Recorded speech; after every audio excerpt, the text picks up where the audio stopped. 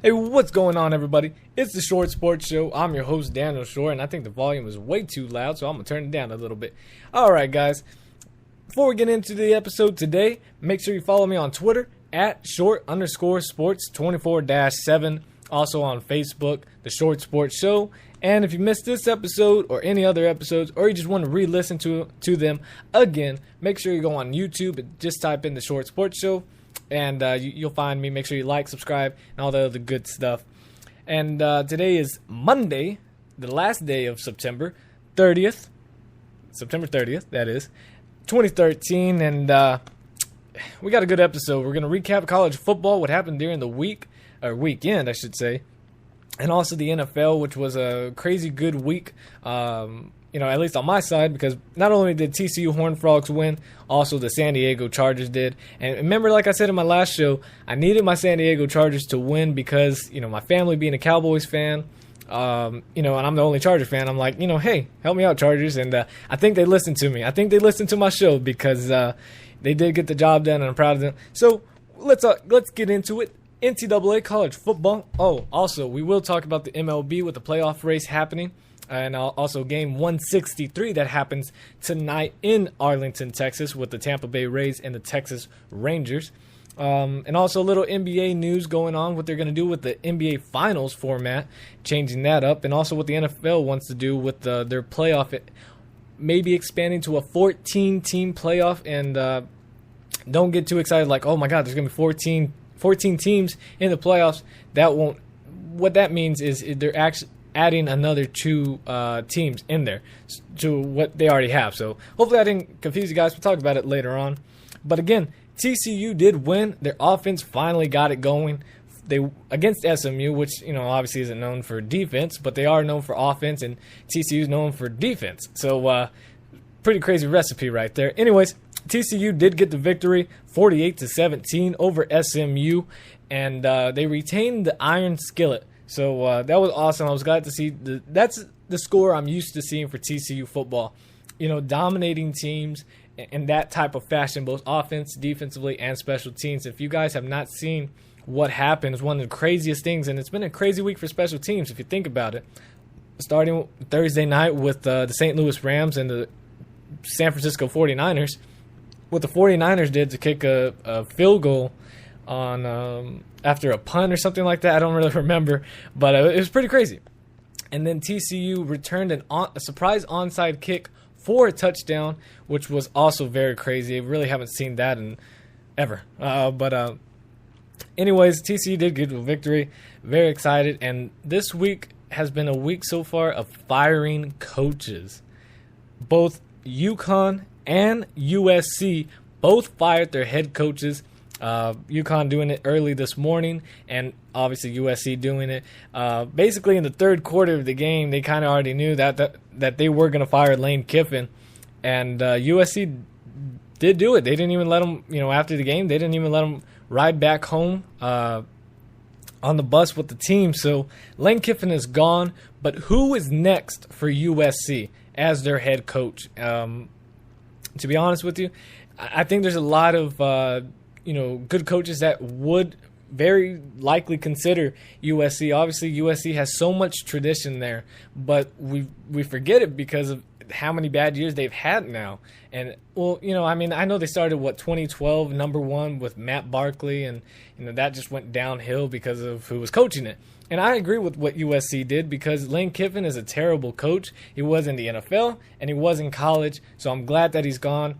And if any team picks him up, which I wouldn't be surprised, Jacksonville does. Hey, just putting it out there. I don't think they would. But Lane Kiffin should not be a coach anywhere he goes. So we won't see him ever again. And USC, I think who goes there, at least who considers it, is Louisville's head coach Charlie Strong. That guy is one of the next great coaches. He's doing a great job right now at Louisville, but I think he will leave Louisville, and it's only for two teams that I think he goes to, and here's my reason why. Louisville has Teddy Bridgewater, Hall of Fame, a Heisman candidate for this year, and has done a great job so far leading the team, and did a great job last year. and he's going to be gone next year, no matter what. I mean, he's a senior. He's going to the NFL. So now, what are you going to do? Now you're rebuilding if you stay, or you can, and maybe not having that exact same team, because not a lot of kids, athletes consider Louisville to go there because, it's where would you rather go? Basically, what I'm about to say is, where would you rather go if you were an athlete? Louisville, USC, or Texas? You quickly mark off Louisville right then and there, unless you were born there and you want to stay there with your family and whatnot, then maybe. But you quickly mark that off, and I think Charlie Strong is the next coach to go. He's going to be a great coach wherever he goes, and I hope he doesn't go to Texas, because I don't want Texas to do good. But if he does go, then he's going to have to get used to the purple beating that he'll get by TCU. But that's another case. Anyways, I think Charlie Strong does leave, and I think USC and with Texas going to fire Mac Brown, whether it be in the middle of the year, which I doubt, or at the end of the year. Both of those teams are going to pay a whole lot of money for Charlie Strong, and they rightfully should, because he does deserve it, because he is a great coach. And I hope he does go to USC, because I'm not a huge fan of USC. I'm going to put that out there, but it'd be good for USC to get a good coach like that, and Charlie Strong deserves it. And that's my prediction if who USC gets. But also Texas would consider him too, because obviously Nick Saban is not going to go there. But again, that's just me. Anyways, they did lose. They lost the game 62-41. USC did. Very bad, very bad. I mean, it was close. I think it was 21-21, and then it just went to 41-21, and then final score 62-41. So the game wasn't as close as you think. But I mean, USC giving up 62 points, really? That's not the USC we know. And again, early this morning, UConn did fire their head coach after an 0-4 start this year. And overall, he was 10-18, so obviously he wasn't the best coach. So, but I'm just surprised so early in the season they're already firing coaches. I mean, not for USC, because that needed to happen. Should have happened earlier. But it's crazy to see already coaches being fired. And Alabama continues to roll on. They, my prediction that didn't go too good. And if you keep count, let me know, because I haven't kept count on my predictions, but it's not so good, I don't think. But Alabama did literally roll tide. Get it? Roll tide. Alabama rolls. All right, whatever. Anyways, they won 25-0 over Ole Miss, who drops out of the top 25 now with the loss. And Braxton Miller returns for Ohio State, throwing 4 touchdown passes over Wisconsin. Final score 31-24, and I didn't see that happen. I did not see that happening. I thought Wisconsin, James White would get some work done. James White was ineffective the entire game. I think he only had 51 yards rushing on the night. So not a great performance offensively for Wisconsin. Oklahoma State, number 11. Oklahoma State is no longer number 11. They're now 21, dropping 10 spots in the rankings by being upset to a team no one thought they would lose to. I looked at each prediction, mainly because I'll be reading Big 12 blogs, mainly just focusing on TCU, but they'll have their own predictions, and majority of all of them, no, all of them did. All of them guessed that, or predicted, whatever you want to put it, that Oklahoma State would win either 40-17, 42-17, or 52-17. That was the range of their predictions, and that did not happen. Oklahoma State gets upset by West Virginia. Final score 30-21. And defensively was a great game for West Virginia, which the past few years defensively has been a huge issue for West Virginia, and they did a great job. And obviously playing at West Virginia is a very, very difficult place to play. And Oklahoma State was not ready, or they overlooked them, because there's no way Oklahoma State should have lost this game at all. But they did. Oklahoma State, again, did drop 10 spots. Texas A&M did escape against Arkansas on the road at Arkansas in a very rainy game. Final score was 45-33. And I know you're thinking, I mean, that's kind of close, but, how did they escape? The game was pretty close. I think I saw it was around 20-28 or something like that. And it looked like in a great run. I can't remember who the running back was for Arkansas, but he was just breaking tackles like nobody's business and did a great job running the ball. But A&M was just too much for Arkansas. And Arkansas, I don't like the hiring of the guy that they got who was at Wisconsin and now came over here. I can't remember his name. I think it's like Belima, something like that. And Arkansas struggling. They have a tough schedule ahead of them. But A&M does get the victory. And then Florida State escapes again. Two teams escape. Florida State escapes at Boston College. Final score was 48-34.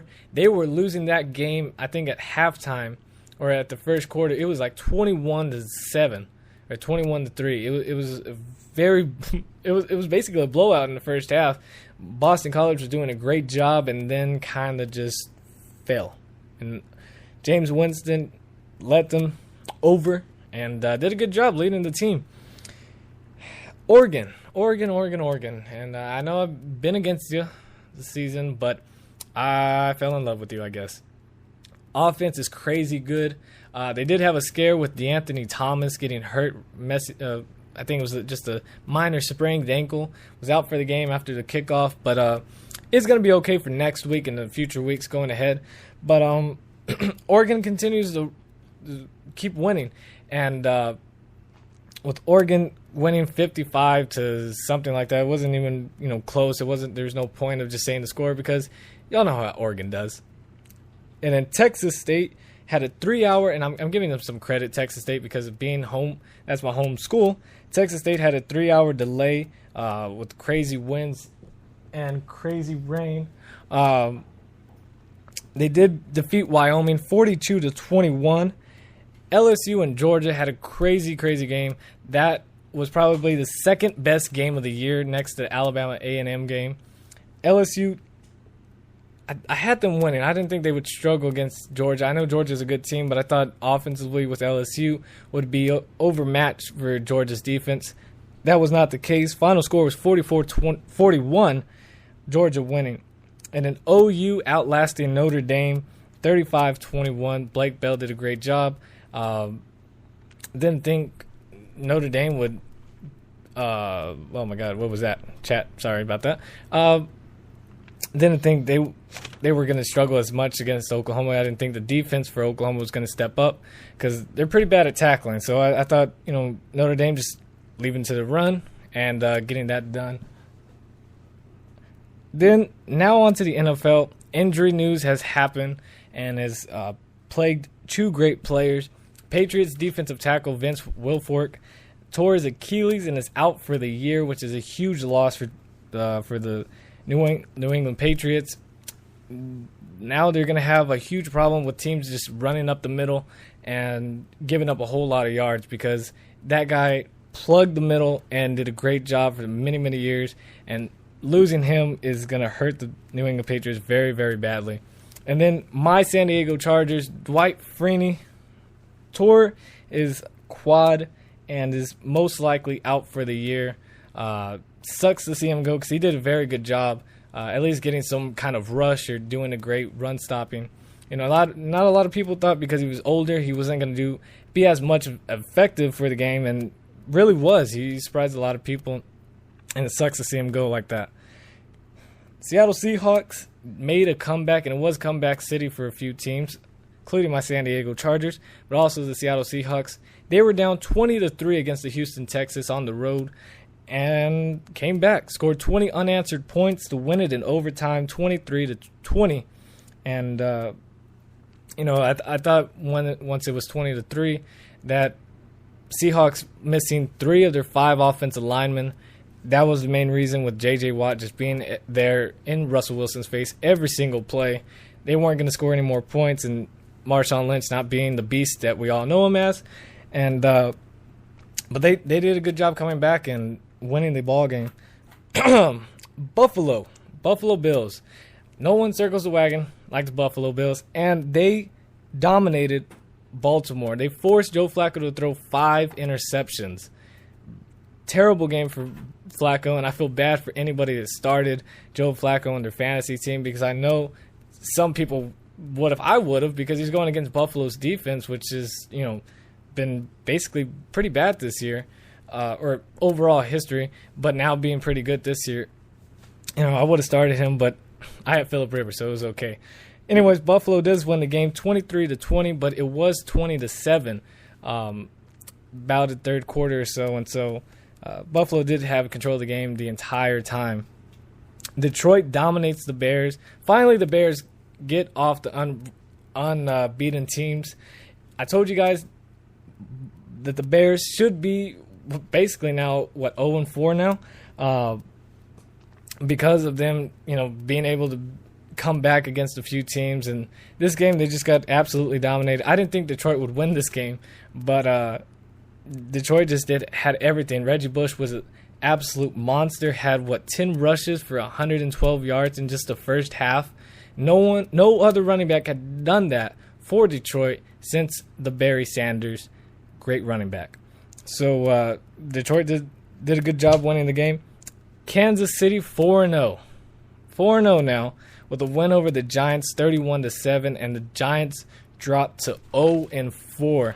Not anything we're used to with, Giants usually are the 4-0 team, and Chiefs are usually the 0-4 team. So, and another 0-4 team is the Pittsburgh Steelers, losing to Minnesota 34-27, and first time Pittsburgh Steelers have been 0-4 since 1968.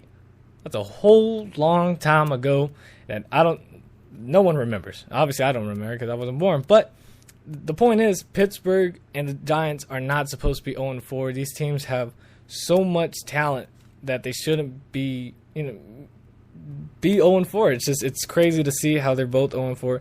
Pittsburgh deserves to be 0-4 because how bad they are this year. But with Mike Tomlin being a great coach that he is, and it's him not coaching the Steelers is a big possibility, and it's going to be weird not seeing him wearing the Steelers jacket or something like that. And then with the Giants, it's like you have all this offensive potential to be one of the top offenses in the league, and struggling as much as they are is very shocking. Cleveland has found something with this quarterback, Brian Hoyer. Everybody thought once they traded Trent Richardson, they're throwing away the season. I thought it, and I was ready for them just to go 2-14 this year. They defeated the Cincinnati Bengals 17-6, and it seems like Andy Dalton and the Bengals always struggle against Cleveland, no matter if it's home or away, and it's very strange. Cincinnati would maybe in the first half struggle against the Ravens or the Steelers, but then would win the game. And it looked good, statistically and points-wise. But when it comes to the Cleveland Browns, no matter what year it is or where it's at, Cincinnati just struggles. And so they end up losing the game, and it's kind of frustrating to see Andy Dalton just play as poorly against the Browns. As I don't think any other quarterback plays as poorly as he does when they play the Browns. Arizona comes back and beats Tampa Bay after being down 10-0, 13-10. I was close on the score prediction. I said Arizona would win 30-10, but maybe I wasn't that close. Anyways, Mike Glennon, 24 for 43, 193 yards, 1 touchdown, and 2 interceptions.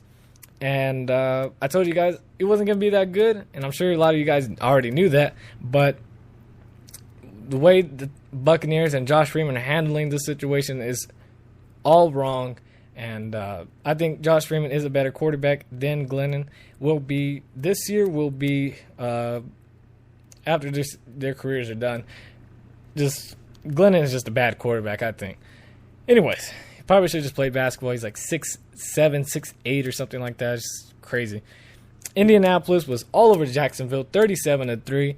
Jacksonville fans, the few that were there, all 20 of them, had a great sight, because if they looked up in the sky at some point in the game, they saw that there was a plane that had a banner behind it, and it said, "Tebow, why not?"